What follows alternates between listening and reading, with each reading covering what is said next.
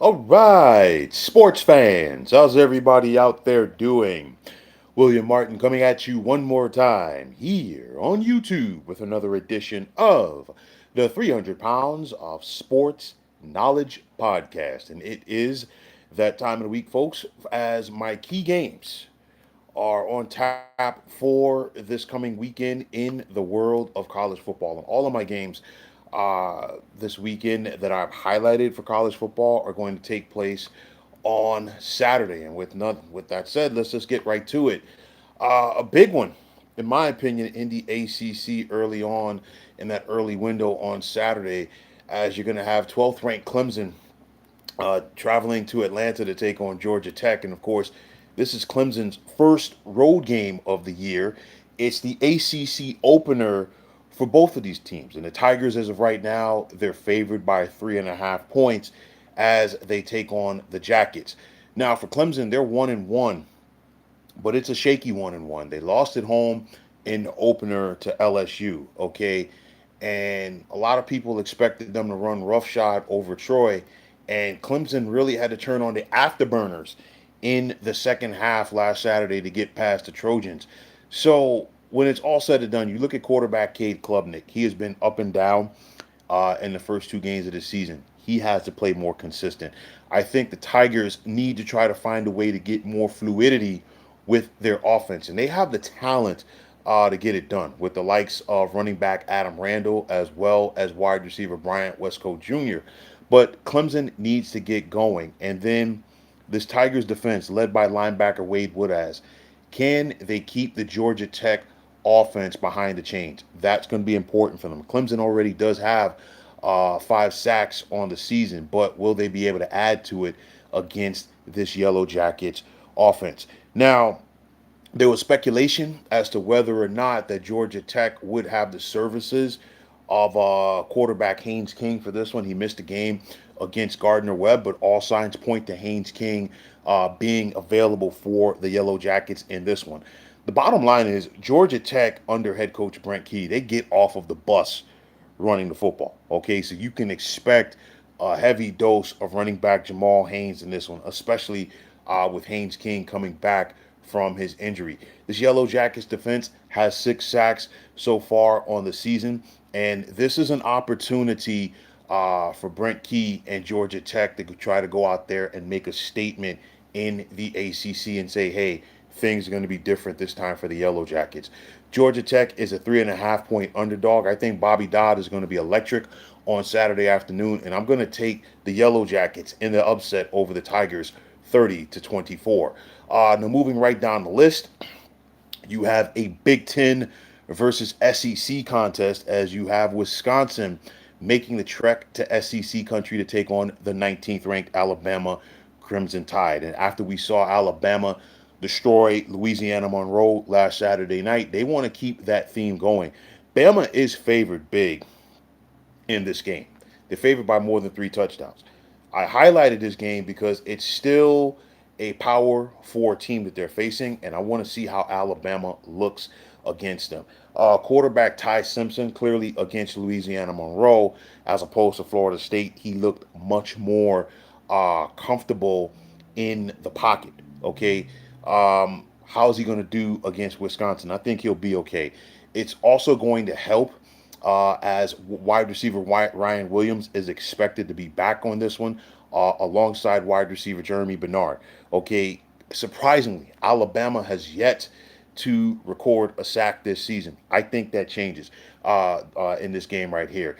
You look at Wisconsin, they've got some injuries, and I think Alabama's going to go out there and exploit them.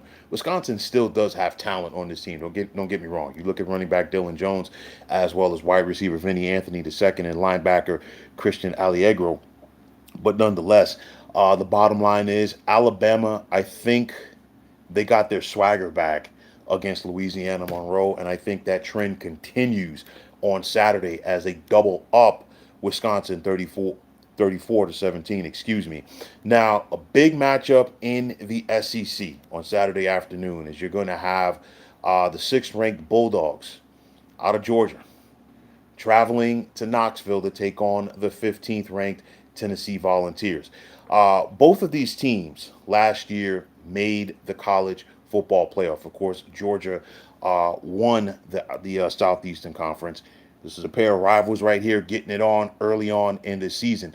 Georgia's offense looks pretty solid with Gunnar Stockton at quarterback, and he looks pretty comfortable as the games progress. And I think the silver lining in that dark cloud when Carson Beck got injured late last season, it gave Gunnar Stockton some real live reps, carried over into the spring, and I think it's working out for Georgia right now. But make no mistake about it, the Bulldogs want to run the football and expect a heavy dose of Nate Frazier and Dwight Phillips in this one. Kirby Smart once again has himself a solid defense.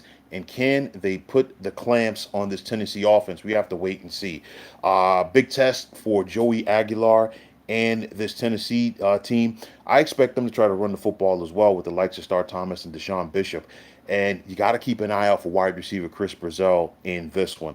But I talked about that Georgia defense, and linebackers Raylan Wilson and C.J. Allen are indeed no joke. Georgia comes into this game favored by 3.5 points. I think this one's going to be decided by defense and turnovers. I give the edge to Georgia 27-23. Now in the Sunshine State, you have a contest between a battle of ranked teams. And buckle up for this one, as it's 18th ranked South Florida traveling to take on 5th ranked Miami. And for South Florida, they are looking for their third consecutive upset of a ranked team. They knocked off Boise State in week number one, and a lot of people said, well, Boise State may be a little bit overrated. Well, we just saw South Florida go to the swamp last Saturday night and knock off then ranked Florida. So now they're going to try to do it again against Miami. Easier said than done against this Hurricane team. And I guarantee you that Miami head coach Mario Cristobal has been preaching to his team not to overlook South Florida. Miami comes into this game favored by 17.5 points. And if you're South Florida, you're saying, hey, you know what? The country still doesn't respect us. For South Florida to go to Miami and pull off the upset, they're going to need big games from quarterback Byron Brown as well as wide receiver Keyshawn Singleton, and then defensively with guys like linebacker Jalen Schuler. But for Miami, this team, in my opinion, is more talented than they were last year. They have what it takes to win the ACC and get to the college football playoff if they take care of their business. You look at Carson Beck, looks very comfortable at quarterback so far for the Canes. I like the 1-2 combo that Miami has in their backfield with Mark Fletcher Jr. and as well as Shamar Brown, and then wide receiver Malachi Tony, and then defensively for the Canes with the likes of Reuben Bain Jr. on that defensive line. Like I said before, Miami comes into this contest favored by 17.5. Miami's going to win this game, but it's not going to be by more than 17.5 in my opinion. I'm going to give them the 2 touchdown win though, 34-20. Now, another SEC battle has Florida with a record of 1-1 traveling to Death Valley to take on LSU on Saturday night. And for Florida, you've got to find a way to put that shocking home loss to South Florida behind you. Of course, we've heard rumblings. People are already basically talking about the next head coach at Florida, and as far as who's going to replace Billy Napier. But nonetheless, if you're Florida and you're the players, you have to, just clear out all of that noise and focus on your business. The bottom line is, for Florida to go out there and win this game and put the ills of last week behind them, I think their offense needs to start fast. And it starts with quarterback DJ Lagway. They've got to go out there early on and they've got to get a touchdown and take the crowd somewhat out of the game at Tiger Stadium, which is easier said than done, of course. Florida has talent on the offensive side of the ball with the likes of running back Jaden Bow as well as wide receiver Vernell Brown. Defensively, a guy like linebacker Miles Graham, is he going to be able to step up and make some plays on this LSU offense? For LSU, they're 2-0. They're looking like one of the best teams in the SEC, and they want to keep that theme going. What is Garrett Nussmeier going to be able to do against this Florida defense, as well as wide receiver Aaron Anderson? And then on the defensive side of the ball for the Bayou Bengals, I'm talking about West and Witt at linebacker. You look at Florida, they have not won in Death Valley since 2016. And of course, winning at night at Tiger Stadium is so difficult. LSU comes in favored by 7.5. The over under is 46.5. I'm leaning right on the toe line for both of them, and as I'm going to take LSU in this one by the score of 27-20. TFX, I know which picks you're asking for, my man. They're going to be on deck tomorrow night. So you got about 22, 23 hours, give or take, before those are released. So definitely circle it on your calendar. Put an alert on your phone, whatever you got to do, but definitely check me out on that one.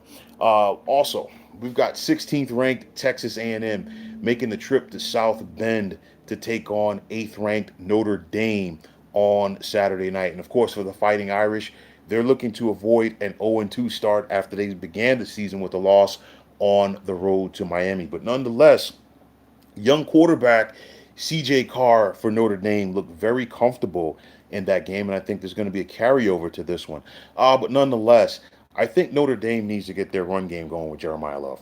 And if you notice this team under Marcus Freeman as head coach, there's a certain level of physicality that the Fighting Irish play with, and I think they really need to establish things in this one against A&M. Speaking of that physicality, Drake Bowen and this Notre Dame defense, can they really lean on this Texas A&M offense in this one?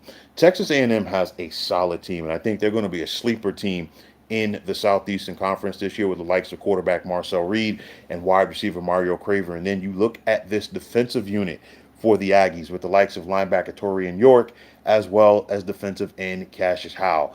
Notre Dame comes in favored by 6.5 points at home. I think this is going to be a tight one throughout. I think the bye week definitely helps the Fighting Irish, especially at home for their home opener of the season. I'm going to take Notre Dame 24-20. And finally, out in the desert on Saturday night, you've got basically new Pac-12 taking on old Pac-12. And I say this because Texas State, they're still repping the Sun Belt Conference. Of course, we know that they're going to the new Pac-12 next season.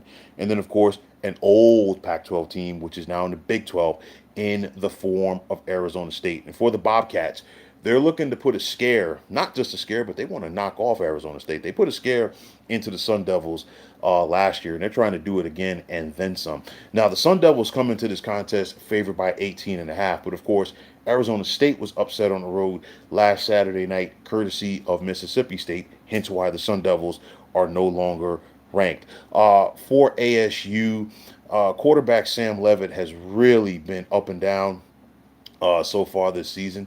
That has to change, and I think it needs to start changing in this game right here.